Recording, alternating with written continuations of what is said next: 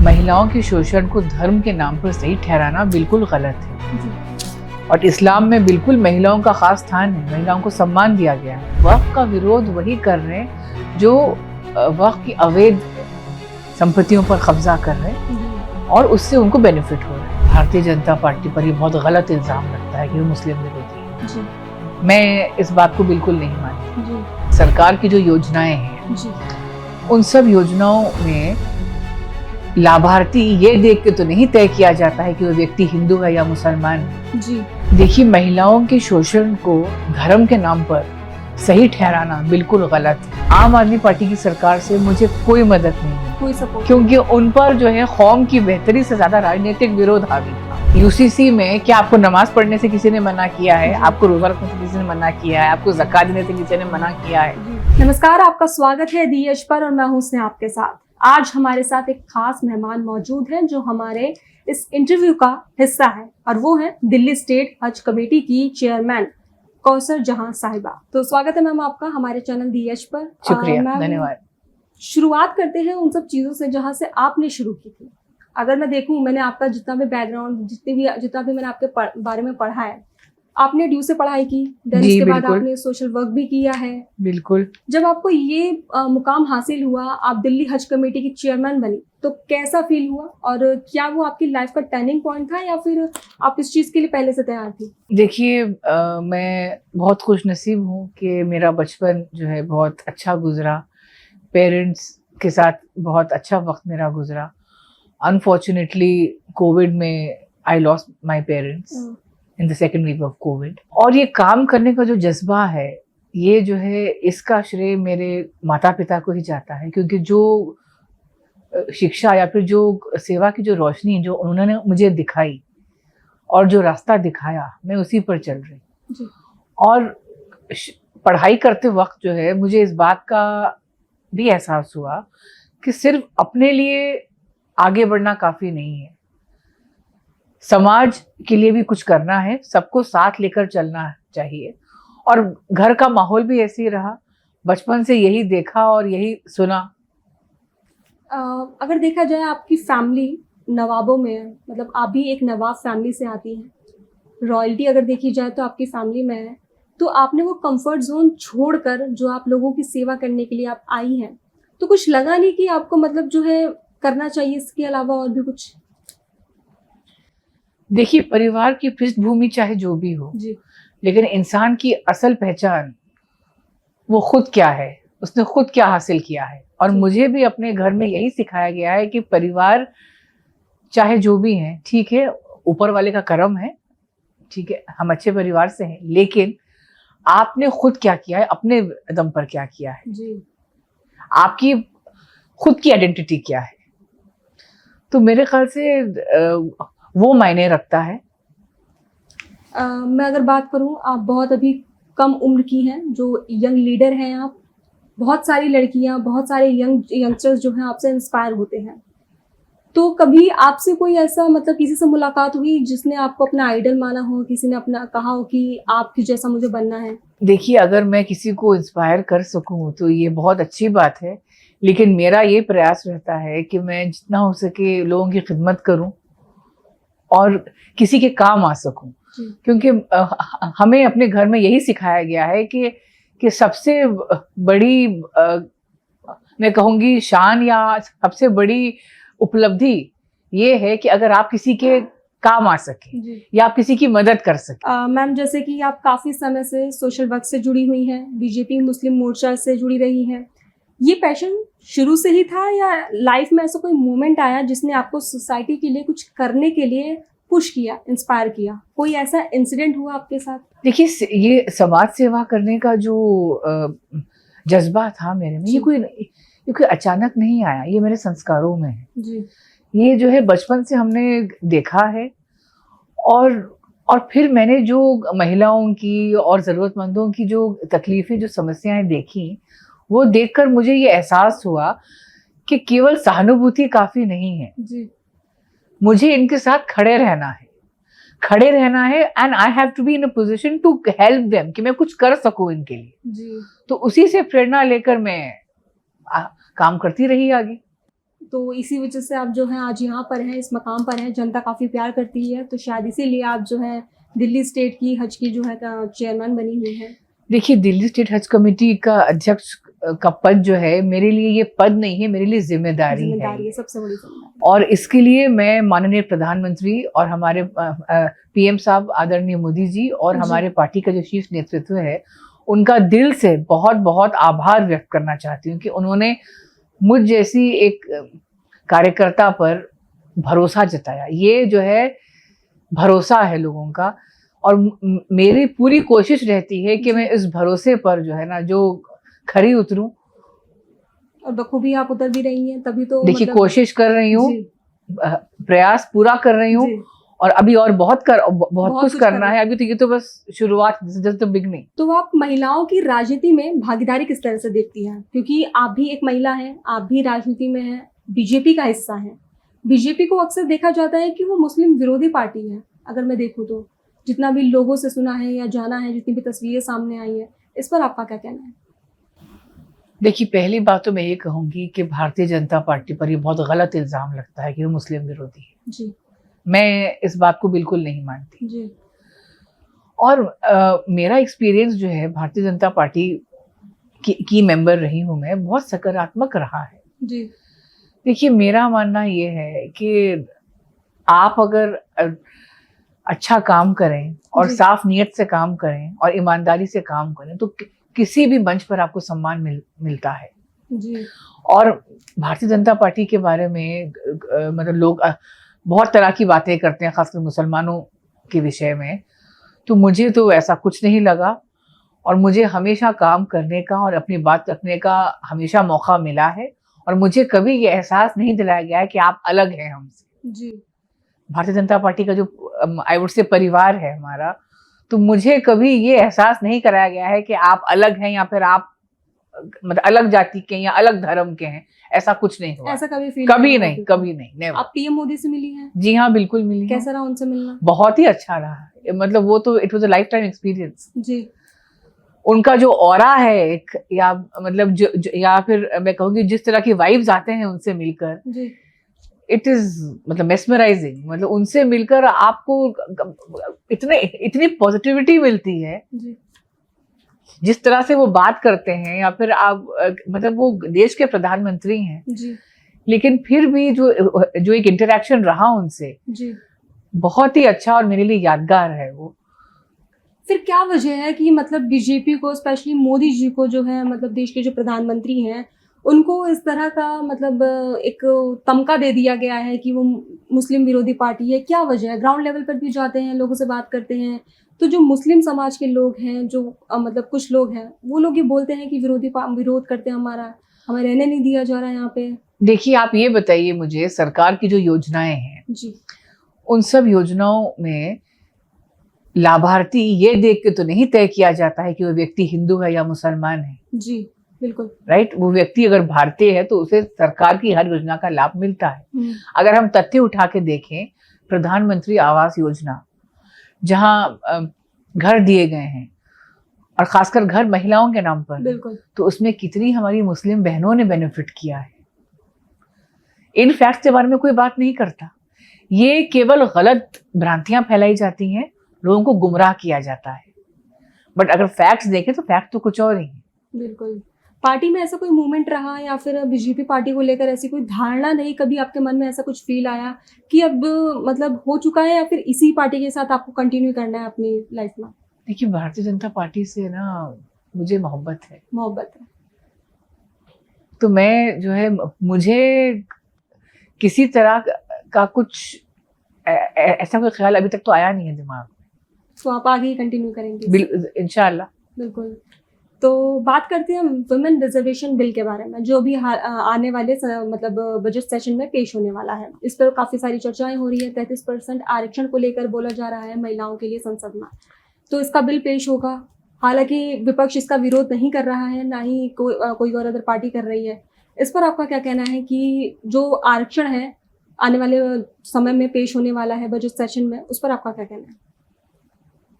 देखिए, महिला सशक्तिकरण की दिशा में जो संसद का सत्र बुलाया गया है सरकार, केंद्र सरकार द्वारा 16 से 18 अप्रैल, जी, और ये केवल महिला आरक्षण विधेयक को पास करने के लिए बहुत ही महत्वपूर्ण निर्णय है। ये महिला आरक्षण बिल केवल एक विधेयक या बिल नहीं है, ये देश की आधी आबादी महिलाओं को सम्मान और उनका अधिकार दिलवाने की दिशा में बहुत ही क्रांतिकारी कदम है, मैं कहूँगी। बिल्कुल। और महिलाओं को 33% आरक्षण जो मिलेगा, उनकी भागीदारी बढ़ेगी, तो जाहिर सी बात है विकास को और गति मिलेगी। और देखिए समाज में बहुत अच्छा मैसेज जाएगा इससे। जी, तो इस बिल को आप कैसे देखती हैं? इसका जो वुमेन एम्पावरमेंट को ये बूस्ट करेगा ये बिल, या फिर ये सिर्फ ग्राउंड रियलिटी में अभी भी जो है कागज तक ही सीमित रहेगा? देखिए, लंबे समय से आपने देखा होगा कि आधी आबादी को लेकर केवल भाषण और राजनीतिक बयानबाजी होती थी। पहली बार मैं कहूँगी माननीय प्रधानमंत्री मोदी जी के नेतृत्व में किसी सरकार ने इतनी दृढ़ राजनीतिक इच्छा शक्ति दिखाई है जी। और वास्तव में महिलाओं को भागीदारी देने का जो निर्णय लिया है, बहुत ही I would say it's a very brave decision. और इंशाल्लाह इसका ये बहुत ही मैं कहूँगी दूरगामी परिणाम वाला निर्णय है जी। इससे केवल भारत की राजनीति नहीं बल्कि पूरा सामाजिक और वैचारिक विमर्श बदल जाएगा। अच्छा, ये जो अगर मैं बात करूँ वुमेन रिजर्वेशन बिल के बारे में, इसके लिए जो है बहुत लंबे समय से चर्चा हो रही है, बहस हो रही है। महिलाओं ने जो है प्रोटेस्ट भी किया है कि उनको भागीदारी संसद में ज़्यादा मिलनी चाहिए। तो पहले की पार्टी ने क्यों ये चीज़ नहीं की? अब जब वो कर रहे हैं तो वो ये कह रहे कि सारा श्रेय बीजेपी को देना गलत है, हम भी इसके साथ खड़े हैं। तो पहले ये चीज़ क्यों नहीं हुई? क्यों पास नहीं किया गया इस बिल को? क्यों पेश किया गया? देखिए, पहले की सरकारों में इतनी हिम्मत नहीं थी जी। और मैं ये कहूँगी कि आप देखिए माननीय पीएम साहब का जो कार्यकाल रहा है पिछले 11 वर्षों का, उसमें जो है कुछ ऐसे ऐतिहासिक फैसले हुए हैं जो पहले लोग सिर्फ बातें करते थे लेकिन जमीन पे उनको उतारने में कोई इंटरेस्टेड था ही नहीं, क्योंकि उन्हें केवल अपनी वोट बैंक पॉलिटिक्स करनी थी, उन्हें अपनी सत्ता से मतलब था। लेकिन वाकई में जो है जो परेशानियां हैं या फिर जो समस्याएं हैं जनता की, उनको अगर अपना समझकर किसी ने सोचा तो वो माननीय प्रधानमंत्री मोदी जी ने सोचा ना। आप देखिए, खासकर मुस्लिम बहनों की बात करते हैं, इससे पहले उनकी क्या दशा थी? किसी ने सोचा क्या ट्रिपल तलाक का जो फैसला है वो कोई छोटा फैसला था? इतना ऐतिहासिक और क्रांतिकारी फैसला। मुस्लिम बहनें जो है पहले उनका क्या हाल था, एक छोटी सी बात पे शौहर ने तलाक तलाक तलाक कह दिया, उस महिला का पूरा जीवन बिखर गया एक क्षण में। बिल्कुल। लेकिन आज जो है इस फैसले के बाद आप जमीन पर भी इसका आपको दिखता होगा, महिलाएं स्वयं को सुरक्षित और महफूज महसूस करती है, कॉन्फिडेंट महसूस करती हैं। अभी महिला आरक्षण का जो फैसला है, ठीक है, इससे पहले ऐसा मैंने कहा राजनीतिक बयानबाजी होती थी, लेकिन सही में किसी में हिम्मत थी इसको लागू करने की? नहीं थी ना। लागू तो अब हो रहा है ना। बिल्कुल। तो ऑब्वियसली श्रेय जो है बिल्कुल जो है मतलब पीएम साहब को जाना चाहिए इसका। 3 तलाक की अभी बात की हुई है, 3 जो जिससे महिलाएं बहुत ज्यादा परेशान होती थी, जरा सी बात हो जाती थी तो जिनके जो शौहर होते थे उनको तुरंत तलाक दे दिया करते थे, कोई फॉरेन में बैठे फोन पे तलाक दे दिया जाता था। इसके बावजूद भी मौलानाओं का कुछ बस बहुत सारा बयान आया है कि जो बीजेपी है, जो पीएम नरेंद्र मोदी हैं, वो उनके धर्म में बहुत ज़्यादा इंटरफेयर कर रहे हैं, बहुत सारी चीज़ों को जो है मनमानी कर रहे हैं, अपनी तरफ से चीज़ें लागू कर रहे हैं। हालांकि मुस्लिम महिलाओं ने इसका सपोर्ट किया कि 3 तलाक कानून बनना चाहिए। अगर कोई व्यक्ति, उनका शौहर अगर उनको तलाक दे रहा है बेवजह, तो ये बहुत बड़ा मुसीबत उनके लिए, बहुत बड़ी मुसीबत है उनके लिए, जिसकी वजह से पीएम नरेंद्र मोदी ने 3 तलाक कानून लाए और इस चीज़ को जो है मुस्लिम बहनों के समर्थन में निकाला। देखिए, महिलाओं के शोषण को धर्म के नाम पर सही ठहराना बिल्कुल गलत है। और ट्रिपल तलाक का जो ये फैसला जो माननीय पीएम साहब लाए हैं, ये इसमें जो है आप बताइए, इसमें उन्होंने अपने लिए तो नहीं सोचा है ना। जो मुस्लिम बहनें हैं जिनके लिए किसी ने नहीं सोचा इतने सालों में, जो उनकी ये मतलब एक सम्मान से जीने का जो एक राइट है। तो इसके लिए तो मैं कहूंगी कि पिछले 11 वर्षों में केवल मुस्लिम महिलाओं के लिए, ओवरऑल महिलाओं के लिए ये स्वाति नक्षत्र का युग रहा है। It's been a golden period. जिस तरह के काम हुए हैं या फिर फैसले हुए हैं, तो मतलब विमेन एम्पावरमेंट की जो विचारधारा है भारतीय जनता पार्टी की और माननीय पीएम साहब की, तो उसको उन्होंने वाकई में सही साबित किया है। आप देखिए, आज हमारे देश की राष्ट्रपति महिला है, मुर्मू जी, वो महिला है। उसके अलावा जो है और कितने इंपॉर्टेंट पदों पर जो है, दिल्ली की सीएम रेखा गुप्ता, हमारी रेखा जी को आप देखिए जी, दिल्ली की मुख्यमंत्री, दिल्ली हज कमेटी के अध्यक्ष के लिए भी उन्होंने जो है एक महिला को चुना, लेकिन मैं सेकंड महिला हूँ। ओके, मतलब पीएम नरेंद्र मोदी जी ने आप पे जो है भरोसा जताया इस चीज को लेके कि आप अच्छा कर सकते हैं जी। और हमारी कोशिश, हमारा पूरा प्रयास रहता है कि जो उन्होंने भरोसा किया है उस भरोसे को कायम रखे जी। वक्फ बिल पे भी बात करते हैं। जो वक्फ बिल संशोधन कानून लाया गया था, जिसको लेकर काफी सारा हंगामा हुआ था, विरोध हुआ था, मौलानाओं के बयान आए थे, उनका कहना है कि हमारी ज़मीनें हमसे छीनी जा रही हैं। क्या वाकई ऐसा है? क्योंकि वक्फ के बारे में जितना मैंने पढ़ा है, तो वो इसलिए वक्फ की ज़मीनें दी जाती थी ताकि ज़रूरतमंद लोगों के लिए काम में आए, बट वहाँ पे ऐसा कुछ हुआ नहीं। देखिए, वक्फ संशोधन अधिनियम जो है बहुत ही ज़रूरी कदम था। ये पारदर्शिता और जवाबदेही को सुनिश्चित करने के लिए किया गया है जी।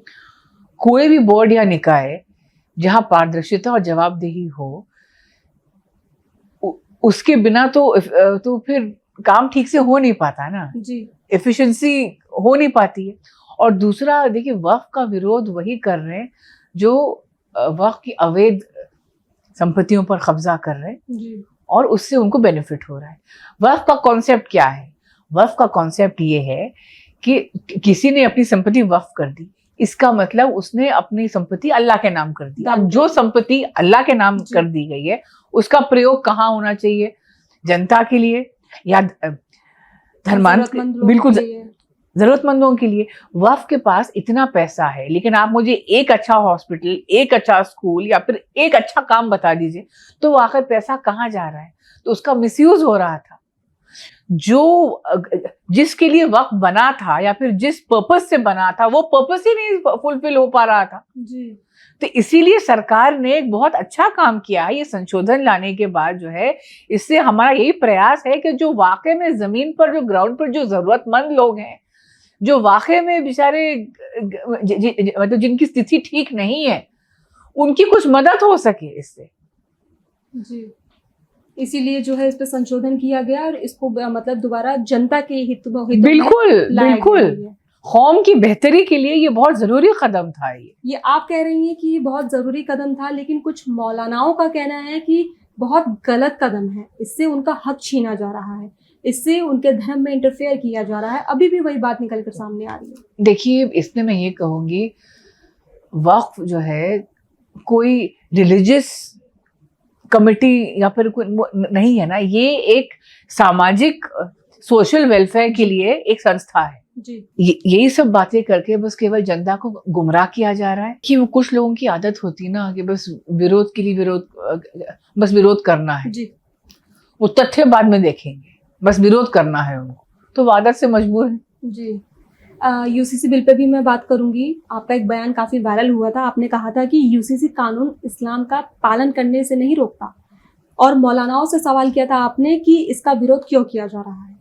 यूसीसी यूनिफॉर्म सिविल कोड जब आया था तब आपने इसका समर्थन किया था। आपने कहा था कि ये किसी भी धर्म को नहीं रोकता कि वो अपने धर्म का पालन ना करे, चाहे वो हिंदू हो, मुस्लिम हो, सिख हो, ईसाई हो।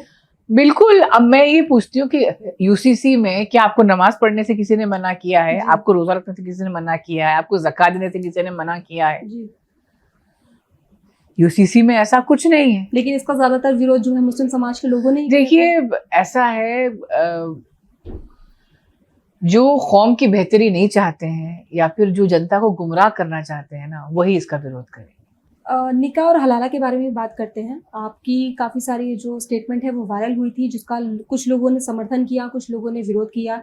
आपने इस पर कहा था कि महिलाओं का शोषण करने वाली प्रथाएं धर्म का हिस्सा नहीं हो सकती हैं और इस्लाम में महिलाओं को सम्मानजनक स्थान दिया गया है, बिल्कुल, न कि उत्पीड़न की अनुमति। बिल्कुल। लेकिन इसके बावजूद आज भी वो कल्चर वो चीज़ मौजूद है जहाँ पर ज़बरदस्ती लड़कियों का हलाला कराया जा रहा है? देखिए, जैसा मैंने कहा, महिलाओं के शोषण को धर्म के नाम पर सही ठहराना बिल्कुल गलत है। जी। और इस्लाम में बिल्कुल महिलाओं का खास स्थान है, महिलाओं को सम्मान दिया गया है।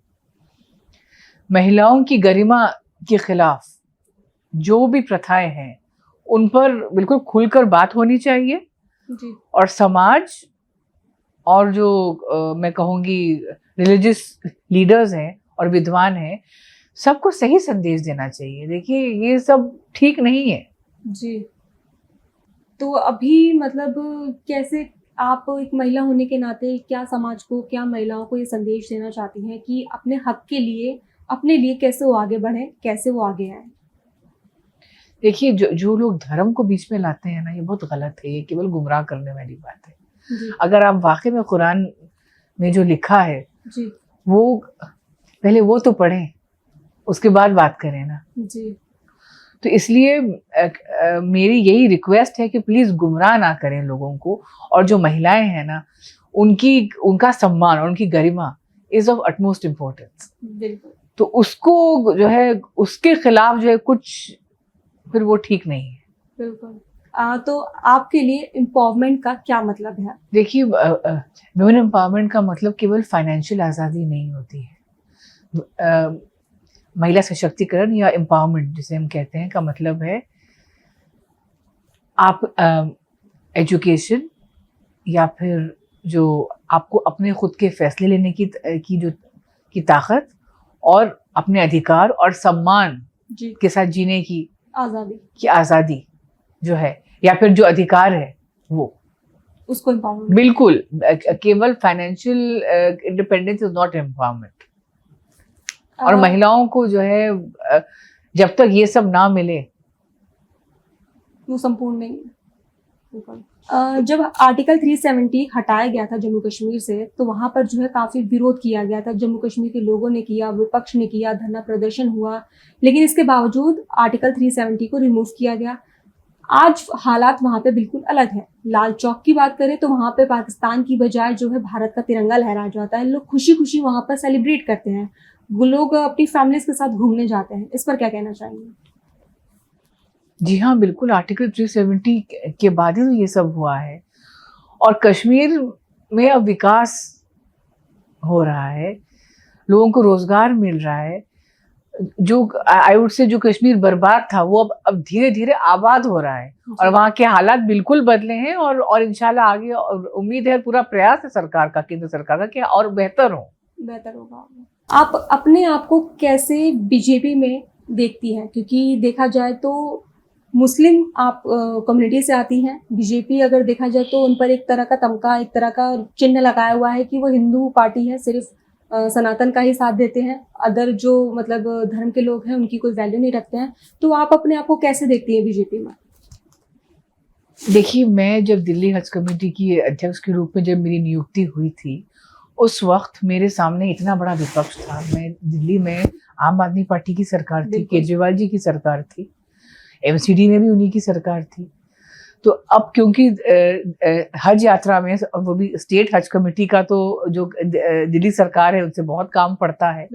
हज के वक्त जो है रामलीला ग्राउंड पे पूरा हज कैंप लगता है हमारा, तो एमसीडी वगैरह से बहुत, आप यकीन मानिए, आम आदमी पार्टी की सरकार से मुझे कोई मदद नहीं मिली, कोई सपोर्ट, क्योंकि उन पर जो है कौम की बेहतरी से ज्यादा राजनीतिक विरोध हावी था। जी। उनसे ये बर्दाश्त नहीं था कि भाजपा का अध्यक्ष कैसे बन गया, हमारी पार्टी का अध्यक्ष क्यों नहीं बना। उन्हें कौम से कोई मतलब नहीं था।